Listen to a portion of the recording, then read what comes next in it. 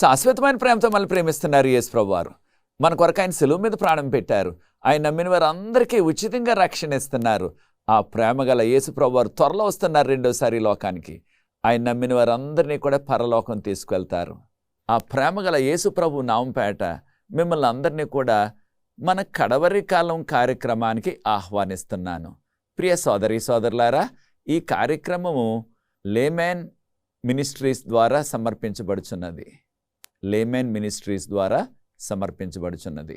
మిమ్మల్ని అందరినీ కూడా ఈ కార్యక్రమానికి ఆహ్వానిస్తున్నాను. దేవుని యొక్క మహాకృపను బట్టి మనము మరొక అంశాన్ని బైబిల్ గ్రంథం నుంచి ధ్యానించబోతున్నాం. అది మరణించిన వారు మరలా తిరిగి బ్రతుకుతారా అనే అంశాన్ని బైబిల్ గ్రంథం నుంచి మనం ధ్యానించబోతున్నాం.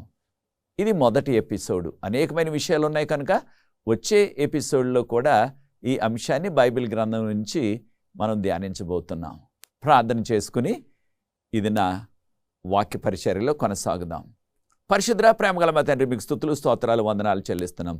మమ్మల్ని, మా కుటుంబాల్ని, మా సంఘాల్ని మీరు ప్రేమించే అవకాశాన్ని ఇస్తున్నారు.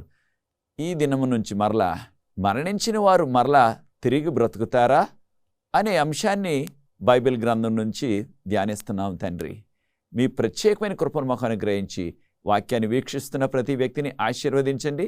ఈ పరిచర్య ముందు కొనసాగటానికి ఎవరైతే సహకరిస్తున్నారో వారందరినీ ఆశీర్వదించమని, పరలోకపు జ్ఞానాన్ని మాకు ప్రసాదించి పరిశుద్ధాత్మతో మమ్మల్ని నింపి ఈ లోతైన మర్మాలు మేము నేర్చుకుని మీకు యోగ్యమైన కుమారులుగా కుమార్తెలుగా జీవించే కృప ఈ కడవరి కాల చివరి దినాల్లో మాకు అనుగ్రహించమని యేసు ప్రభువు వారి పరిశుద్ధమైన నామమును బట్టి ప్రార్థిస్తున్నాను తండ్రి, ఆమేన్. ప్రియ సోదరీ సోదరులారా, మరణించిన వారు మరలా తిరిగి బ్రతుకుతారా? ప్రతి కుటుంబానికి కూడా ఉన్న గొప్ప నిరీక్షణ ఏమిటంటే, మరలా చనిపోయిన మా కుటుంబ సభ్యుల్ని మరలా నేను కలుసుకోవాలా, మరలా వారితో మాట్లాడాలా అనే ఆ యొక్క కోరిక ఉంటుంది. తప్పకుండా ఇది మనందరికీ కూడా ఉండే కోరికే. అయితే ప్రియ సోదరీ సోదరులారా, చనిపోయిన వారు మరలా బ్రతుకుతారా? ఈ విషయాన్ని మనం బైబిల్ గ్రంథం నుంచి నేర్చుకోబోతున్నాం. ఈ మరణం అనేది ఎలా వచ్చింది ఈ లోకానికి అనే విషయాన్ని మనం క్లుప్తంగా నేర్చుకోబోతున్నాం. ఆదిలో ఆ ఏదేని తోటలో సాతాను సర్పం రూపంలో, ఆ పాము రూపంలో ప్రత్యక్షమయ్యి ఈ విధంగా ప్రశ్నించాడు అవ్వమ్మ గారిని. ఏమని? దేవుడు ఈ తోటలో ఉన్న ఏ చెట్టునైనా సరే ఆ చెట్టుకొచ్చే పండును మిమ్మల్ని తినొద్దని చెప్పాడా దేవుడు అని ప్రశ్నించగా వెంటనే అవ్వ జవాబు చెప్పేసింది. ఏమని? దేవుడు మాకు ఖచ్చితంగా ఆంక్ష వేశారు, ఈ చెట్టు పండుని తినొద్దన్నారు, ఈ మంచి చెడ్డలు తెలియచేసే ఈ చెట్టు పండును తినొద్దన్నారు. అది తిన్నదినాన్న దాన్ని పట్టుకుంటే, దాన్ని ముట్టుకుంటే వెంటనే మీరు చనిపోతారని దేవుడు చెప్పారు అని అవ్వ జవాబు చెప్పింది. ఈ విషయాలు మనం ఆదికాండం 3వ అధ్యాయాన్ని ప్రార్థనాపూర్వకంగా చదవండి. అయితే వెంటనే ఆ సాతాను సర్పరూపంలో ఉండి ఏమని చెప్పాడు? మీరు చావనే చావరు, మీ కన్నులు తెరవబడును, మీరు దేవుని వలె అయిపోతారు అని చెప్పగానే అవ్వ మోసపోయి ఆశపడి నేను కూడా దేవునిలాగా అయిపోవాలని వెంటనే దేవుడు ఎంతో విపులంగా చెప్పారు, ఈ చెట్టు పండును తినవద్దు అని. ఆ చెట్టు పండు కోసుకుని తను తిని దానితో ఆగిపోకుండా ఆ యొక్క చెట్టు పండును తీసుకువెళ్ళి తన యొక్క భర్త అయిన ఆదాము గారికి కూడా ఇచ్చాడు. అప్పటి నుంచి ఈ లోకంలోనికి మరణం అనేది ప్రవేశించింది. అయితే ప్రియ సోదరీ సోదరులారా, ఒక ప్రత్యేకమైన విషయాన్ని మనం గుర్తిస్తున్నాం. అదేమిటంటే, ఈ లోకంలో జీవిస్తున్న మానవాళికంతటికీ కూడా ఈ మరణం ప్రాప్తించింది. ఎవరి ద్వారా?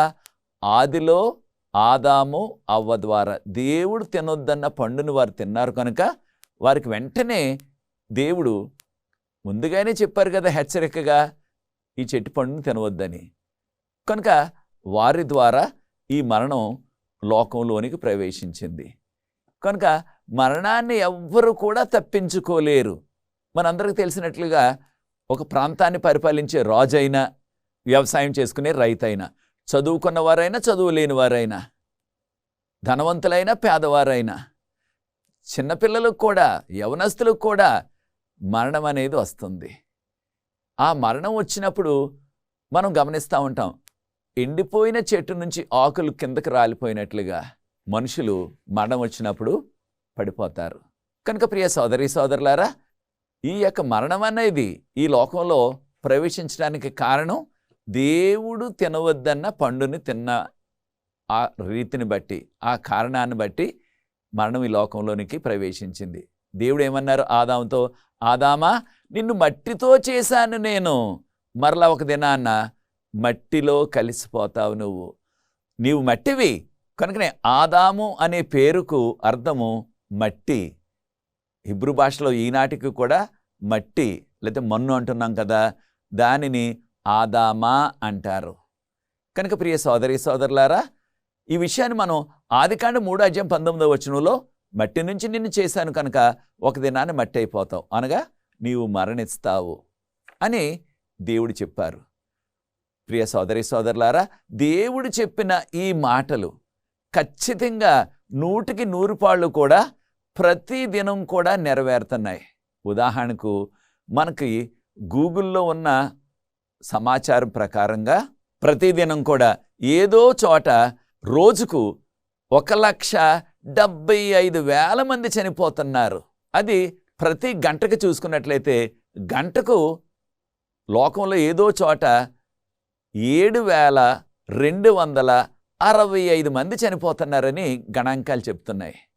7,265 ఒక గంటకి. అదే ఒక నిమిషానికైతే 110 మంది చనిపోతున్నారు ప్రతి నిమిషం కూడా. అంటే దేవుడు చెప్పిన మాట, మనుషులారా మీరు మట్టి అయిపోతారు అనగా చనిపోతారు అనే ఆ మాట అక్షరాల నెరవేరుచున్నది. కనుక ప్రియ సోదరి సోదరులారా, ఈ మరణాన్ని ఈ భూమి మీద ఎవ్వరు కూడా తప్పించుకోలేరు. అయితే మనకున్న ఒక భరోసా ఏమిటంటే, మరణించిన వారు మరలా తిరిగి బ్రతుకుతారా అంటే బైబిల్ గ్రంథం ఖచ్చితంగా చెప్పేది ఏమిటంటే ఖచ్చితంగా బ్రతుకుతారు. అయితే చనిపోయిన వారిని మనం జ్ఞాపకం చేసుకొని తరచుగా అప్పుడప్పుడు మనం ఎంతో దుఃఖిస్తూ ఉంటాం. నా జీవితంలో కూడా నా సతీమణి 2020లో జూలై 30వ తారీఖున మరణించారు. అయితే దేవుని సేవ చేస్తున్నప్పటికీ నాకు కూడా ఆ యొక్క సందర్భం జ్ఞాపకం వచ్చినప్పుడల్లా ఇంకా దుఃఖం వస్తూనే ఉంది. ఎంతో దుఃఖించాం, ఆ దుఃఖంతోనే సమాధి చేశాం. అయితే దేవుని నమ్ముకున్న వారుగా, యేసు ప్రభువుని నమ్ముకున్న వారుగా మనకున్న ఆ యొక్క గొప్ప నిరీక్షణ ఏమిటంటే, చనిపోయిన వారు యేసు ప్రభువుని నమ్ముకొని చనిపోయినట్లయితే వారికి ఖచ్చితంగా నిత్య జీవము ఉన్నది. ఇదే మనకున్న గొప్ప నిరీక్షణ. ఈ లోకంలో యేసు ప్రభువారు జీవించినప్పుడు ఆ బేతనీ అనే గ్రామంలో యేసు ప్రభువారు మార్త తనతో చెప్పిన మాటలు ఇవి. మార్త యొక్క సహోదరుడు లాజరు, ఆయన చనిపోయాడు, ఆయనను సమాధి చేసేశారు కూడా. అయితే యేసు ప్రభువారు ఇచ్చిన ఆ భరోసా చూడండి. ఈ విషయాన్ని మనం యోహాను సువార్త 11వ అధ్యాయం 25వ వచనంలో చదువుతున్నాం. యేసు ప్రభువారు అన్నారు, మార్తా నేనే పునరుత్థానమును జీవమును అన్నారు ప్రభువారు. దానితో పాటు ప్రభువారు అన్నారు, నన్ను నమ్ముకొని ఏ వ్యక్తి అయినా సరే మరణించినట్లయితే, అనగా స్త్రీ అయినా పురుషుడైనా యేసు ప్రభు నమ్ముకుని వారు మరణించినట్లయితే వారు మరణించినను మరలా తిరిగి లేస్తారు అని యేసు ప్రభు వారు భరోసా ఇచ్చారు. ఈ విషయాన్ని మనం గుర్తు చేసుకోవాలా, ఈ విషయాన్ని మనం నమ్మాలా. కారణం యేసు ప్రభు నమ్ముకుని ఈ లోకంలో మరణించినట్లయితే వారికి ఖచ్చితంగా మరలా బ్రతికే అవకాశం ఉన్నది, వారు మరలా బ్రతుకుతారు. దానిని మనం పరలోకం, నిత్యజీవం అంటున్నాం. యేసు ప్రభు వారు లాజరు చనిపోయిన తర్వాత శిష్యులతో ఈ విధంగా చెప్పారు, మన స్నేహితుడైన లాజరు ఆయన నిద్రపోతున్నాడు, నేను వెళ్ళి ఆ నిద్రపోతున్న లాజరును మరలా తిరిగి లేవనెత్తాలా అన్నారు. ఈ విషయాన్ని యోహాను సువార్త 11వ వచనంలో. అప్పటికి లాజరు మరణించాడు, కానీ యేసు ప్రభు మరణాన్ని నిద్ర అని సంబోధించారు. అనగా బైబిల్ గ్రంథంలో మరణాన్ని నిద్రతో పోల్చారు. మనందరికీ తెలిసిన రీతిగా యోబు గారు ఈ లోకంలో ఎన్నో శ్రమలు సాతాను తెచ్చిపెట్టాడు. విశ్వాసి అయిన యోబుకు. ఈ ఆధ్యాత్మిక సత్యాన్ని మనం కూడా నేర్చుకోవాలా. మన జీవితాల్లో కూడా ప్రభు నమ్ముకున్న వారికి సాతాను అనేకమైన సవాళ్ళు తెచ్చిపెడుతున్నాడు. అయితే యోబు గారికున్న ఎంతో గొప్ప నిరీక్షణ చూడండి. ఆ నిరీక్షణ ఏమిటంటే రెండవ రాకడకు సంబంధించిన నిరీక్షణ. ఆయన నమ్మినది ఏమిటంటే ఆ రోజుల్లో అప్పటికి ఇంకా యేసుప్రభువారు పుట్టలేదు, కానీ ఆయనకున్న నిరీక్షణ చూడండి ఏమంటున్నారు. యోబు గ్రంథం 19వ అధ్యాయం 25వ వచనం. యోబు 19:25 వచనంలో, నా యొక్క విమోచకుడు ఆయన సజీవుడు, ఆయన ఆ ఆఖరి దినాన ఈ భూమి మీదకు వస్తారు అని దేవుని యందు గల ఆ నిరీక్షణను వ్యక్తపరిచారు యోబు గారు. నా విమోచకుడు అనగా నా దేవుడు, నా రక్షకుడు, ఇంగ్లీష్లో రిడీమర్ అంటున్నాం. ఆయన సజీవుడు, ఆయన ఆఖరి దినాన ఈ భూమి మీదకు వస్తారు. వచ్చినప్పుడు ఏం జరుగుతుంది? అప్పుడు మృతులందరూ కూడా లేపబడతారు. అప్పుడు యోబు గారు చెప్పిన ఆ గొప్ప నిరీక్షణ మాటలు చూడండి. నేను అనగా యోబు గారు చెప్తున్న ఆ మాటలు. యోబు గ్రంథం 19వ అధ్యాయం 26వ వచనంలో ఈ మాటలు మనం చదువుతున్నాం. నా యొక్క శరీరం అది చీకిపోయి ఇది పురుగులతో తినివేయబడినప్పటికీ, మనందరికీ తెలిసిన రీతిగా చనిపోయిన తర్వాత ఎవరినైనా సరే మనం సమాధి చేసినప్పుడు, భూమిలో సమాధి చేసినప్పుడు ఆ యొక్క వ్యక్తి యొక్క శరీరాన్ని ఆ పురుగులు తినేస్తాయి, శరీరం అంతా కూడా. అయితే నా శరీరాన్ని, ఈ శరీరం చీకిపోయి పురుగులు తినేసినప్పటికీ నేను మరలా నా శరీరంతో, నేను నా దేవుని చూస్తాను అని ఆ గొప్ప నిరీక్షణను ఆయన తెలియచేశాడు. అనగా యోబు గారికున్న ఆ గొప్ప నిరీక్షణ ఏమిటంటే, ఒక దినాన నేను మరణించినప్పటికీ మరలా శరీరంతో, దీన్ని మనం మహిమ శరీరం అంటున్నాం. బైబిల్ గ్రంథం మహిమ శరీరం అని బోధిస్తుంది. ఆ మహిమ శరీరంతో లేస్తాను, ఆ మహిమ శరీరంతో లేచి నేను నా దేవుని చూస్తాను అని తన యొక్క విశ్వాసాన్ని వ్యక్తపరిచాడు. కనుక ప్రియ సోదరి సోదరులారా, మనము కూడా ఈ గొప్ప నిరీక్షణను మనము కలిగి ఉండాలి విశ్వాసులుగా. కారణం, ఎవరైతే యేసు ప్రభువును నమ్ముకొని వారు ఈ లోకంలో మరణించినప్పటికీ ఒక దినాన మరలా వారు బ్రతికి మహిమ శరీరాలతో వారు పరలోకానికి తీసుకువెళ్ళబడతారు. అయితే ఒక అపోహ కూడా చాలామందిలో ఉన్నది. అదేమిటంటే, మరణించిన వారు ఆ రెండవ రాకడ దినాన వారి ఆత్మ మాత్రమే లేస్తుంది అనుకునేవారు చాలామంది ఉంటున్నారు. అది సరికాదు. బైబిల్ గ్రంథంలో ఆ విషయం మనకు చెప్పబడలేదు. బైబిల్ గ్రంథం మనకు చెప్తున్నది ఏంటంటే, ఖచ్చితంగా ఆ రాకడ దినాన, దీన్నే రెండవ రాకడ అంటున్నాం, యేసు ప్రభు రెండవ రాకడ దినాన ఆయన నమ్ముకుని ఎవరైతే చనిపోయారో వారందరూ కూడా వారు మహిమ శరీరాలతో లేస్తారు. ఒట్టి ఆత్మ మాత్రమే కాదు సుమా, ఒట్టి ప్రాణం మాత్రమే కాదు సుమా, శరీరాలు కూడా వారికి మహిమ శరీరాలు వస్తాయి. ఈ విషయాన్ని బైబిల్ గ్రంథం ఎంతో విపులంగా మనకి బోధిస్తుంది. యోబు గ్రంథం 19వ అధ్యాయం 27వ వచనాన్ని మనం గమనించినట్లయితే, నా సొంత కన్నులతో నేను దేవుని చూస్తాను. అనగా ఆ మహిమ శరీరానికి కాళ్ళు, చేతులు, కండ్లు, మన శరీరానికి ఎటువంటి అవయవాలు ఉన్నాయో ఆ అవయవాలు ఉంటాయి. అనగా శరీరం, కానీ అది మహిమ శరీరం. మహిమ శరీరం అంటే ఇక దానికి ఎంతకాలం ఉన్నప్పటికీ వృద్ధాప్యం రాదు. ఆ మహిమ శరీరానికి ఎప్పుడు కూడా ఇక వ్యాధులు రావు. దానిని మహిమ శరీరం అంటున్నాం. అనగా దేవదూతల శరీరం లాంటిది. ఎన్ని కోట్ల సంవత్సరాలు వారు జీవించినప్పటికీ ఇక వారికి ముసలితనం కానీ మరణం కానీ రాదు. ఈ విషయాన్ని బైబిల్ గ్రంథం మనకెంతో విపులంగా చెప్తుంది. బైబిల్ గ్రంథంలో మనందరికీ తెలిసిన ఒక గొప్ప విశ్వాసి దేవునితో అనేక మార్లు ముఖాముఖిగా అంటే ఆయన ముఖాన్ని, ఆయన ప్రకాశతను, ఆయన యొక్క మహిమను చూడలేదు, కానీ ఆయన ప్రశ్న అడిగితే దేవుడు వెంటనే జవాబు చెప్పేసేవారు. ఇద్దరు స్నేహితులు మాట్లాడుకున్నట్లుగా. ఆయనే మోషే గారు. ఆ మోషే గారు ఇశ్రాయేలు ప్రజలను 40 సంవత్సరాలు ఆయన ఈజిప్ట్ నుండి కానాను దగ్గర వరకు, కానాను యొక్క సరిహద్దుల వరకు, బోర్డర్ వరకు నడిపించారు. ప్రభు అన్నారు, మోషే నీవు ఈ పర్వతం మీదకి ఎక్కిరా. ఆ పర్వతం యొక్క పేరు నీబో అంటున్నారు. దానికి మరొక పేరు పిస్గా. 2 పేర్లు ఉన్నాయి. నీబో అనే పర్వతం, అదే పర్వతానికి పిస్గా అంటున్నారు. ఇది ఈనాటికి కూడా ఆ జోర్డాన్ అనే దేశంలో ఉన్నది. ఇది యోర్దాను నదికి చాలా దగ్గరలో ఉన్నదన్నమాట. అక్కడ ఉన్న ఆ పర్వతం మీదకి రమ్మన్నారు. మోషే నీవు పర్వతాన్ని ఎక్కి పైకి రమ్మన్నారు. ఈ విషయాలు మనం సమయం ఉన్నప్పుడు ప్రార్థనాపూర్వకంగా ద్వితీయోపదేశకాండం 34వ అధ్యాయంలో ఈ విషయాలు చదవండి.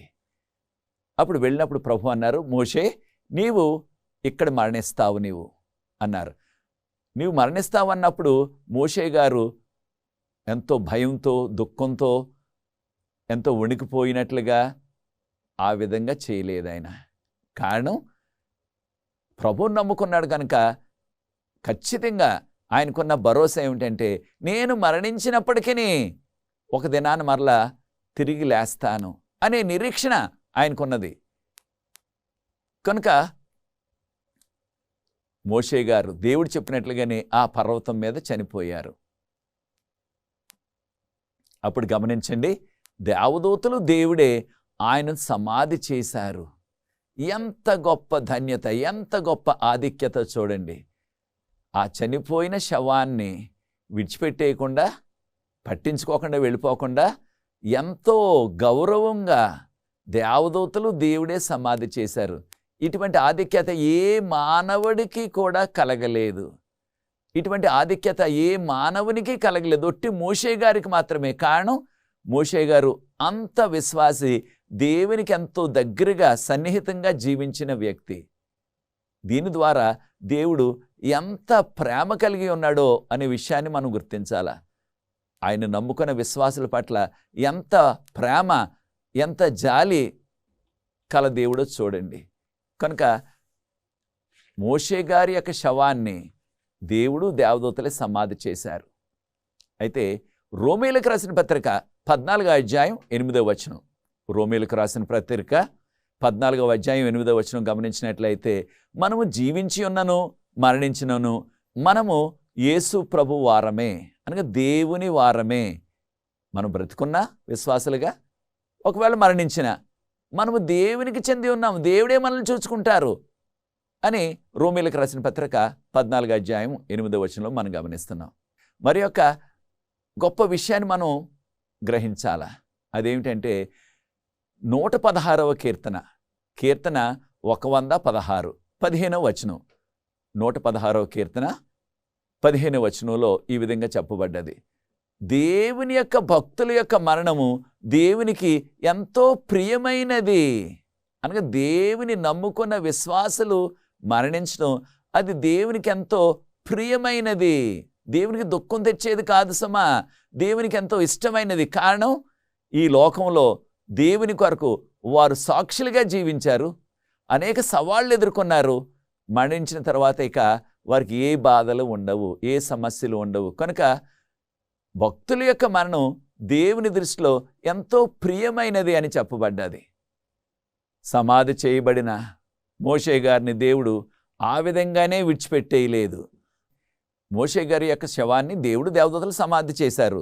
అయితే ఆ విధంగానే విడిచిపెట్టేయకుండా మరలా దేవదూతలు దిగి వచ్చారు. దేవదూతలతో పాటు ఎవరు వచ్చారు? మిఖాయేలు కూడా వచ్చారు. మిఖాయేలు, దేవదూతలు కలిసి వచ్చారు. ఎవరు మిఖాయేలు? చాలా సందర్భాల్లో మనం అపోహ పడుతున్నాం. ప్రధాన దూత అయిన మిఖాయేలు అని తర్జుమా చేశారు మన భాషలో. వాస్తవానికి మూల భాషలో అది లేదు. ఇది తర్జుమాదారులు తెచ్చిపెట్టిన సమస్య.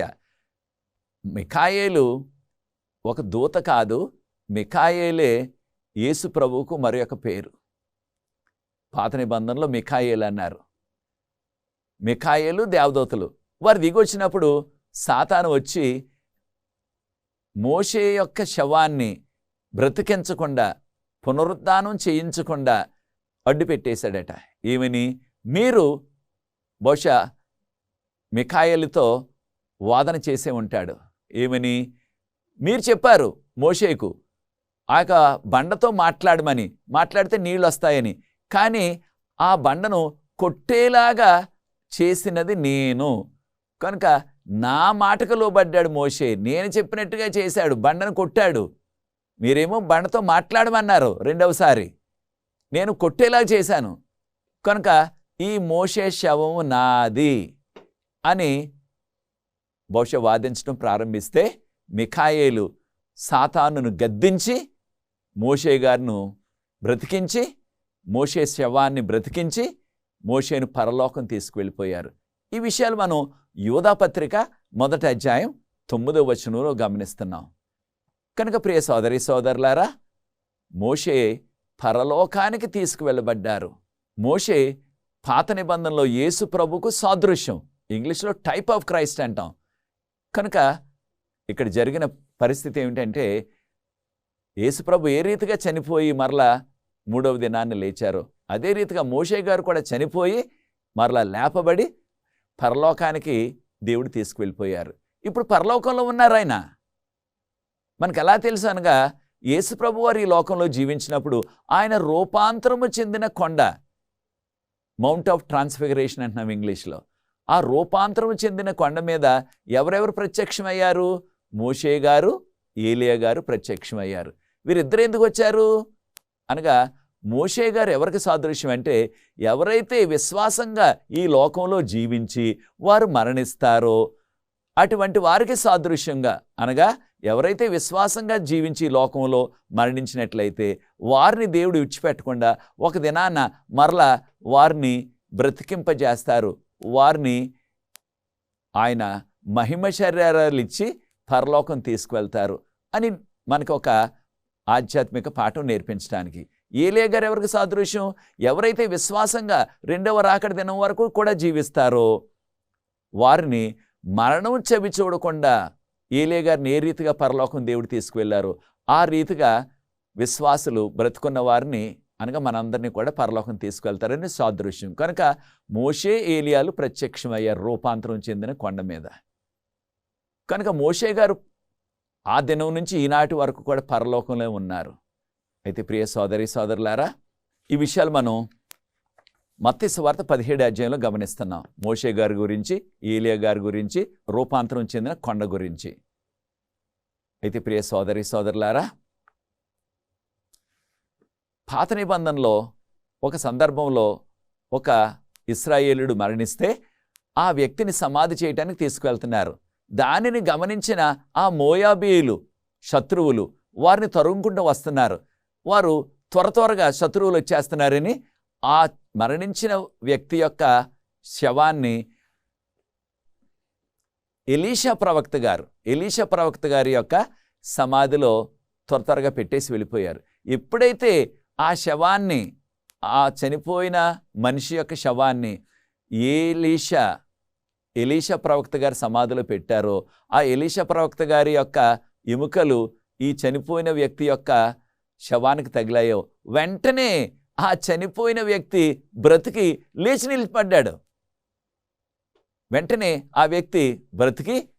నిలబడ్డాడు. ఎంత ఆశ్చర్యమో చూడండి, ఎంత అద్భుతమో చూడండి. ఈ విషయాన్ని 2వ రాజులు 13వ అధ్యాయం 20-21 వచనాల్లో మనం చదువుతున్నాం. అనగా పాత నిబంధనలో కూడా ఈ ఇద్దరు వ్యక్తులు కూడా చనిపోయిన వారు మరలా బ్రతికినట్లుగా మనకి ఆధారాలు ఉన్నాయి. చివరగా మనం గమనించినట్లయితే దానియేలు గ్రంథం 12వ అధ్యాయం 2వ వచనంలో ఎవరైతే వారు మట్టిలో నిద్రిస్తున్నారో, మట్టిలో నిద్రించడం అంటే చనిపోయిన వారిని సమాధి చేసేస్తాం మట్టిలో, మనం దాన్ని మట్టి చేయటం అంటాం కొన్ని ప్రాంతాల్లో, వారందరూ కూడా మహిమ శరీరంతో లేస్తారని దానియేలు గ్రంథం 12వ అధ్యాయం 2వ వచనంలో చెప్పబడ్డది. అయితే ఎప్పుడు జరుగుతుంది ఈ సంఘటన అనగా, చనిపోయిన వారంతా కూడా మహిమ శరీరాలతో లేచేది 2వ రాకడ దినాన్న. ఒకవేళ 2వ రాకడ దినం వరకు మనం బ్రతుకున్నట్లయితే కనురెప్పపాట్లో మనకు మహిమ శరీరం వస్తుంది. కనుక ప్రియ సోదరి సోదరులారా, మరణించిన వారు మరలా తిరిగి లేస్తారా? తప్పకుండా. బైబిల్ గ్రంథం మనకిచ్చే భరోసా ఏమిటంటే, యేసు ప్రభువు నమ్ముకొని మరణించినట్లయితే వారు స్త్రీలైనా పురుషులైనా, చిన్నవారైనా పెద్దవారైనా ఖచ్చితంగా మహిమ శరీరాలతో లేస్తారు. అప్పుడు ప్రభువారు వారిని పరలోకం తీసుకువెళ్తారు. అనేకమైన విషయాలు ఉన్నాయి. వచ్చే ఎపిసోడ్లో మరికొన్ని విషయాలు మరణించిన వారు మరలా బ్రతుకుతారా అనే విషయాన్ని మనం మరికొన్ని విషయాలు నేర్చుకుందాము రాబో 2వ ఎపిసోడ్లో కూడా. ప్రార్థించి ఈ యొక్క మొదటి ఎపిసోడ్ని ముగిస్తాను. ప్రార్థన. పరిశుద్ధ ప్రేమగల మా తండ్రి, మీకు స్తుతులు స్తోత్రాలు చెల్లిస్తున్నాం. మాలో అనేక మంది మా కుటుంబ సభ్యులు మిమ్మల్ని నమ్ముకుని మరణించారు ప్రభువా. త్వరలో మీరు వస్తున్నారు. మేము ఊహించిన దానికంటే మీ 2వ రాకడ త్వరలో వస్తుంది. మీ రాకడలో వారందరూ కూడా మహిమ శరీరాలతో లేస్తారని, బ్రతుకున్న మాకు మీరు కనురెప్పపాట్లు మహిమ శరీరాలు ఇస్తారని, మమ్మల్ని అందరినీ కూడా పరలోకం తీసుకెళ్తారని, యుగ యుగాలు కూడా మీతోకి ఎప్పుడు కూడా మరణం లేకుండా మేము జీవించే ఆ ధన్యత కలుగుతుందని నేర్చుకున్నాం మీ వాక్యం నుంచి. ఈ వాక్యాన్ని వీక్షిస్తున్న ప్రతి వ్యక్తిని ఆశీర్వదించండి. ఈ పరిచర్య ముందు కొనసాగటానికి ఎవరైతే సహకరిస్తున్నారో వారందరూ కూడా ప్రత్యేకంగా దీవించమని, మీ కృపతో నింపవలసిందని యేసు ప్రభువు వారి పరిశుద్ధమైన నామమును బట్టి ప్రార్థిస్తున్నాను తండ్రి. ఆమేన్. ప్రియ సోదరి సోదరులారా, ప్రభువు మిమ్మల్ని ప్రేరేపించినట్లయితే పరిచర్య ముందు కొనసాగటానికి మీరు కూడా సహకరించండి, ప్రార్థించండి. ప్రభు మిమ్మల్ని ప్రత్యేకంగా దీవించుగాక. వచ్చే ఎపిసోడ్లో 2వ ఎపిసోడ్లో మరలా కలుసుకుందాం. God bless you.